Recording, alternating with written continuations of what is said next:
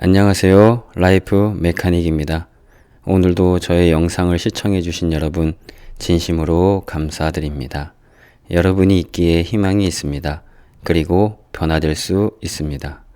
오늘은 세 번째 시간으로 두 번째 시간에 말씀드린 사랑의 생명의 가치를 알 수 있는 방법에 대해 저의 이야기와 함께 나눠보겠습니다.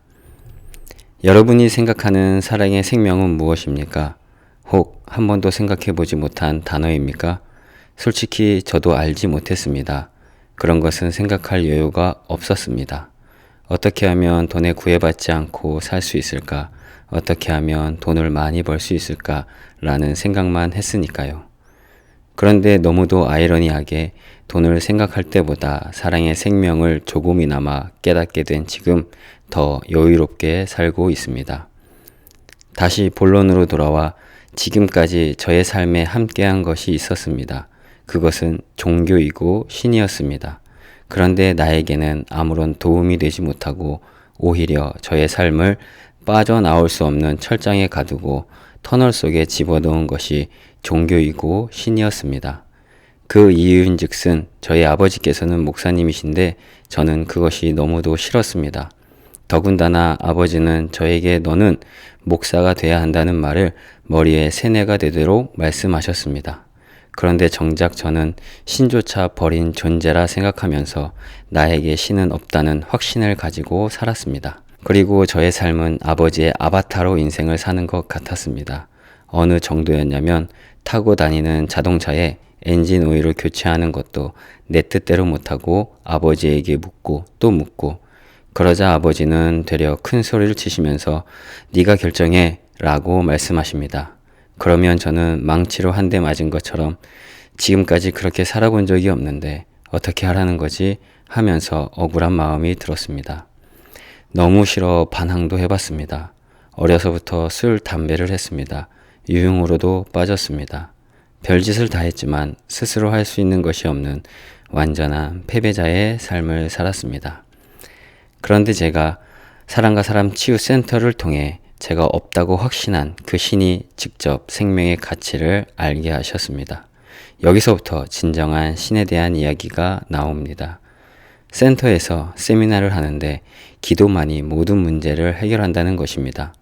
그때까지만 해도 신이 없다고 확신하고 신조차 버린 나라고 생각했는데 삶이 고통의 연속이다 보니 나도 모르게 기도란 것을 하게 되었습니다. 무엇을 말해야 하는지 몰라 저의 어려움을 고백했습니다. 죽을 때까지 지금처럼 사는 것이 인생이라면 저는 더 이상 살 수 없을 것 같습니다. 다른 길이 있다면 알려주세요. 라며 한탄을 하며 답답한 마음을 털어놓는데 갑자기 눈앞에서 어느 여자분이 환자복을 입고 환자 침대에 앉아 있는 것을 보게 되었습니다. 그 순간 저의 생각에 엄마네 하는 것입니다. 저희 어머니는 저를 낳고 얼마 지나지 않아 돌아가셨기 때문에 저는 어머니의 얼굴을 알지 못합니다. 그런데 그 여자분을 보는데 엄마라는 생각이 드는 것입니다. 그 순간 하얀 옷을 입으신 어느 남자분이 이제 갓 태어난 아이를 하얀 포대기에 싸서 그 여자분에게 주는 것입니다. 그 순간 그 남자가 예수님이라는 생각이 들었습니다. 그러면서 들리는 소리, 너는 사랑의 결정체란다. 그 순간 저도 모르게 하염없이 눈물이 나기 시작했습니다. 나를 사랑해주는 사람이 없다고 생각한 나에게 사랑의 결정체라는 말이 들리는 순간 하염없이 눈물이 나며 바닥을 뒹굴기 시작했습니다. 그렇게 한참을 울었습니다.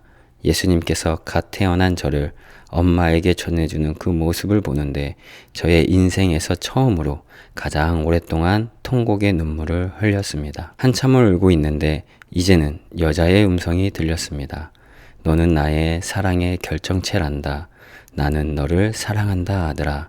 라는 음성이 들리는데 그 순간 나의 삶이 파노라마처럼 스쳐 지나가면서 내가 왜 고통과 아픔에서 살았는지 조금이나마 알게 되었습니다.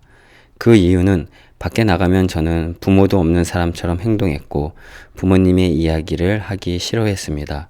그렇게 되니 원래부터 혼자인 것 같은 착각 속에 살았고 항상 나를 낳아준 부모님을 원망하며 살았기 때문이라는 것을 말입니다. 생각으로는 모두 압니다. 부모님으로부터 태어난 것을.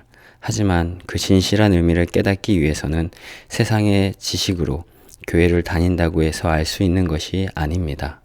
제가 없다고 부인한 신, 하지만 지금도 살아계신 예수 그리스도, 그분의 진정한 사랑만이 그것을 뼈저리게 깨닫게 하십니다. 진정한 사랑의 생명을 알기 위해서는 내가 해야 할 일이 있습니다. 그것은 진정으로 나를 고백하는 것입니다. 누구에게가 아니라 먼저 지금도 살아계시는 예수 그리스도에게 나를 고백하는 것입니다. 저도 기도라기보단 진정으로 나 자신을 고백했습니다. 그러자 제가 없다고 한 신이 저에게 직접 찾아오셔서 사랑의 생명을 조금이나마 깨닫게 하셨습니다. 그 후 저의 삶에 한 줄기 강한 빛이 들어왔습니다. 그때까지 살면서 그렇게 마음이 평안하고 사람이 좋았던 적이 없었습니다. 마음에 예수 그리스도의 사랑이 들어오면서 나도 몰랐던 내 안에 감춰있던 사랑과 만나니 놀라운 변화가 일어나기 시작했습니다. 모든 것이 아버지의 잘못이라고 생각했던 제가 아버지와 형에게 찾아가 눈물로 용서를 구했습니다. 우리 모두의 마음에는 진정한 사랑이 나도 모르는 곳에 감춰져 있습니다. 그것을 찾지 못한다면 앞으로의 나의 삶은 사랑이라는 희망 고문 속에서 아픈 삶을 살 수밖에 없는 것입니다. 사랑의 생명의 가치를 알기 위해서는 오로지 예수 그리스도 한 분으로만 가능합니다. 그분이 아니라면 어디에서도 알 수 없고 인생 2회차를 살아볼 기회조차 없습니다. 그렇다면 예수 그리스도를 한번 만남으로 인해 저의 모든 것이 변하여 지금까지 잘 살고 있을까요? 궁금하시죠? 오늘은 여기까지입니다. 다음 시간에는 예수 그리스도를 만난 후 저의 삶을 통해 진정한 신에 대해 함께 나눠보도록 하겠습니다. 무너져가는 나, 그 무너진 곳에서 희망을 찾고 있는 나, 바로 여러분이 주인공입니다.